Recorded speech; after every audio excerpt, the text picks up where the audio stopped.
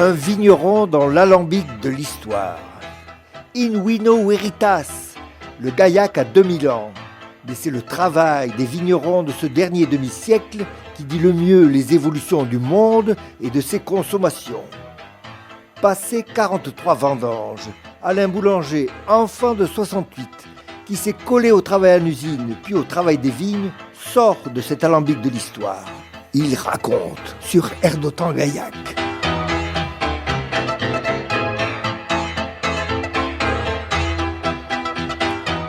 Et le Gaillac retrouve ses couleurs. L'appellation, autrement dit le vin de qualité, en 1981, ce n'est encore que 5% du vin produit à Gaillac. Seuls quelques producteurs particuliers y travaillent. Quoiqu'ils aient encore quelques difficultés à s'entendre, c'était le moins qu'on puisse dire. L'appellation ronronne donc avec très peu de moyens pour faire la promotion de ses vins. Et là, c'est un coup de tonnerre qui va se produire. Et ce coup de tonnerre, Alain Boulanger, n'est-ce pas vous qui l'avez en partie déclenché ? Oh, j'en sais rien, peut-être moi ou peut-être un autre. En tout cas, je pense que le temps était venu. Moi, je suis allé voir le président de la CAF, que nous avions élu récemment. J'étais alors jeune administrateur au syndicat d'appellation, mais je me rendais bien compte que ça ne fonctionnait pas. Et je lui ai dit, écoutez, il faut que nous prenions la majorité au sein du conseil d'administration du syndicat des appellations, sans quoi on n'arrivera jamais à rien faire. Constat sévère. Ouais, oui, le conseil d'administration du syndicat, ça fonctionnait vraiment à l'ancienne, avec des candidats qui étaient cooptés, comme bien souvent dans le milieu agricole, et des élections à main levée. Et ce système, ça favorise toujours l'équipe sortante et ça pousse pas vraiment à l'innovation. Et cette équipe, donc le secrétaire de ce syndicat, c'est quelqu'un de bien connu, Robert Plajol. Il avait de grandes idées, mais pour lui, l'appellation, c'était une philosophie de la vie.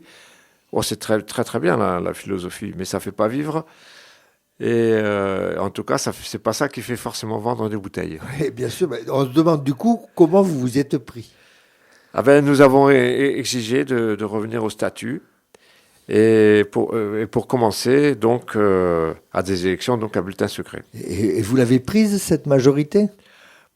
Oui, sans mal puisque au nombre de personnes, les coopérateurs ayant des surfaces plus petites, on était largement majoritaire parmi les producteurs d'appellation. Et pour le coup, l'Assemblée générale a été mémorable, où les battus sont partis avec un geste de dépit. On imagine. Robert Plajol a quitté la Réunion en lâchant un tonitruant. En 20 ans de syndicaliste, c'est la première fois que je vois ça. Et il n'est pas revenu ? Non, si, mais pas tout de suite, en tout cas. Et puis surtout, les statuts ont été modifiés de telle façon que ni les coopérateurs, ni les indépendants ne puissent avoir la majorité à eux tout seuls au syndicat de l'appellation. On a partagé le pouvoir. Voilà. Il s'agissait alors de forcer l'émergence d'une culture du compromis entre les deux familles. C'était la seule solution propre à faire que tout marche dans la même direction. Et il y a que comme ça qu'on pouvait développer l'appellation. Finalement, ça n'a pas si mal marché par la suite. Ça n'a pas mal marché, mais en boitillant peut-être. Oui. Et cet accord a-t-il été facile à trouver ? C'était un peu compliqué, mais bon, mais finalement, ça s'est fait en bonne intelligence, puisque nous avions la majorité. Donc les individuels qui étaient restés avec nous, finalement, se sont ralliés à cette proposition. Et donc, le conseil d'administration était maintenant constitué de 24 membres de coopérateurs et de 24 membres désormais de 12 coopérateurs et 12 particuliers. Nous en sommes d'ailleurs toujours à cette parité. Quant à Robert Plajol, qu'est-il devenu ? Finalement, très boudeur, il s'est replié sur son exploitation. Où il a développé Bon, il râlait contre l'appellation, mais ça ne l'a pas empêché de développer beaucoup de produits particuliers, comme notamment les vins tirés de cépages, notre 100% Duras, par exemple, qui a fait sa renommée dans un premier temps, ainsi que le Mosaque. Et donc, c'est même lui qui a lancé, après, plus tard, le Prunelard. Voilà. Et donc, finalement, tout en boudant, son apport a été important pour l'appellation Gaillac. La compétition a pour finir abouti au meilleur. Oui, à Gaillac, comme peut-être ailleurs, la tentation, ça a longtemps été d'aller à contrario du mouvement général, de se distinguer par une production assez particulière ou différente des autres. En tout cas, de ne pas se plier aux règles établies pour le plus grand nombre. C'est une tentation de toujours. Les expériences de plagiat sont là pour démontrer que finalement, le pire, n'est jamais sûr. C'est jamais sûr, voilà. Parce qu'en poussant cette logique des cépages autochtones pour ne rien faire comme les autres, finalement, il a travaillé en profondeur l'identité de l'appellation. Et l'attitude de ce franc-tireur des vignes aura donc profité à tous. Ouais, et le moins qu'on puisse dire, c'est que de travailler au progrès collectif n'était peut-être pas sa première intention, mais c'est ainsi que l'histoire se joue le plus souvent pour quiconque cherche à émerger de la masse. Pour faire ce que personne d'autre ne fait, soit il prend l'absolu contre-pied et travaille à l'inverse de ce que les autres font, soit il colle au plus près de ce qu'exige l'appellation et tâche d'être meilleur parmi les meilleurs. Et quelle option a-t-il choisi finalement ? Comme il a été malade d'avoir été battu aux élections, finalement c'est la seconde option qu'il a choisie. Et ses propres recherches ont le plus souvent été dans le sens que cherchait aussi le collectif. Il a employé beaucoup de son énergie à cracher sur l'appellation, mais en fait, il en était un des piliers. Ça ne s'est certainement pas passé le plus tranquillement du monde. Non, mais en fait, après moult gesticulations et fort d'un discours qu'il a travaillé à destination du public, il n'a fait que courir avec un temps d'avance sur les pistes que n'allait pas tarder à emprunter la majorité. Le génie des uns, ça finit par se confondre avec le génie des autres pour trouver sa place sur le marché. Et c'est d'abord une construction dans le brouillard, en aveugle, mais finalement la lumière est venue, elle est apparue pour tous, comme une évidence, la nécessité pour Gaillac de se construire une identité propre. Vous écoutez l'émission Un vigneron dans l'alambic de l'histoire sur Air d'Otan Gaillac. Comment, au bout du compte, le vin de Gaillac va-t-il finalement se distinguer ? D'abord, il y avait une volonté. Il faut d'abord une volonté. La décision de construire cette nouvelle identité, elle est prise. Mais reste à déterminer comment s'y prendre. Et déjà, les producteurs, on s'accorde plus ou moins à penser qu'il s'agit de modifier l'encépagement.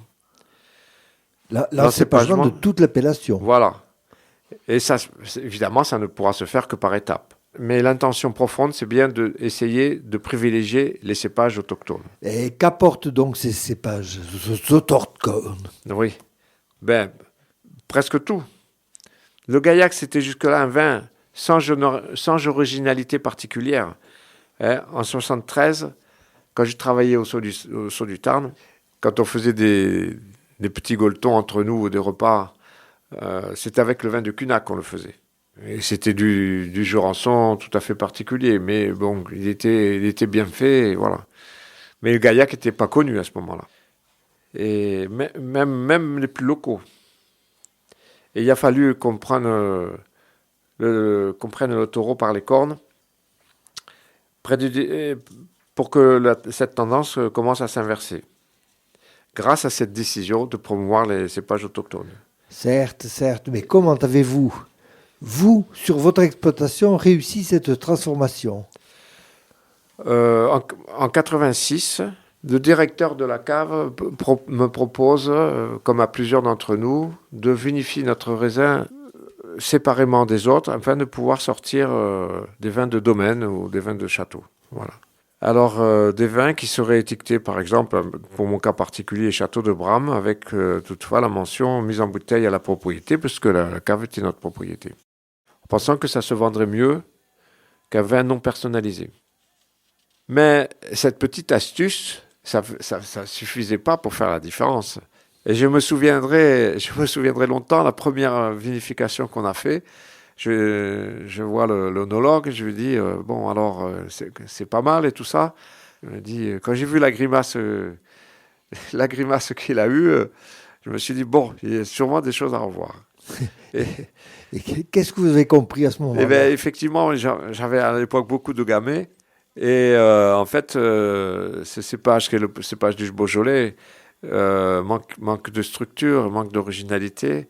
Et donc, c'est là que je me suis décidé, j'avais déjà commencé un peu, de replanter du Duras et du Brocol notamment. Vous décidez donc à produire du Gaillac pur et dur? Oui, et en 89, un assemblage réalisé avec Syrah, Brocol, Duras, et là, tout de suite, c'est autre chose. Je me suis dit, on est sur la bonne voie.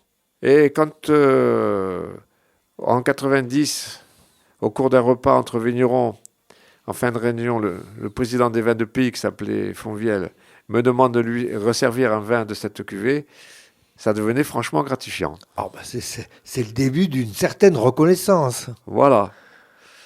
Au printemps 93, l'œnologue de la cave m'appelle pour m'annoncer que le vin de Castel de Bram de 92 a obtenu la médaille d'or au petit concours des vins du sud-ouest dans le Tarn-et-Garonne. Voilà. Et franchement, j'en revenais pas. Pourtant, l'année 92 avait été horrible. Absolument. C'était une année épouvantable. Il n'y a jamais eu autant de pluie que cette année-là. Voilà. Et donc, franchement, je ne pensais pas que le travail accompli de maîtriser les rendements et d'avoir planté des cépages autochtones, ça pourrait donner ça, mais c'est aussi l'époque où j'ai commencé l'enherbement dans les vignes. Ah oui, voilà. Le choix des cépages n'est donc pas le seul travail entrepris. Non, j'avais commencé à pratiquer l'enherbement naturel dans quelques parcelles de vignes, et ça permet de maîtriser le rendement en même temps. Comme la vigne est un peu moins végétative, ça permet aussi de maîtriser la pourriture. Donc on a du vin plus qualitatif avec des rendements plus que raisonnables. Et est-ce que la qualité a suivi? Oui. Et en 95, au cours d'une dégustation informelle entre vignerons des différents domaines de la cave, de la récolte que nous avions, le Castel de Bram s'est carrément détaché du lot. Et la question... Du coup, ils m'ont tous posé la question. Comment tu as fait? En fait, j'avais rien fait de particulier. C'est juste le résultat d'un rendement qui était limité à 50 hectares. Petit pas après petit pas. Oui, c'est par petites touches, à coup d'expérience, tentées individuellement puis partagées et reproduites au sein de la coopérative ainsi qu'au sein de l'appellation, que l'ensemble, ça finit par progresser, par émulation. À petits pas. Par émulation. Et à petits pas, comme dans la vie.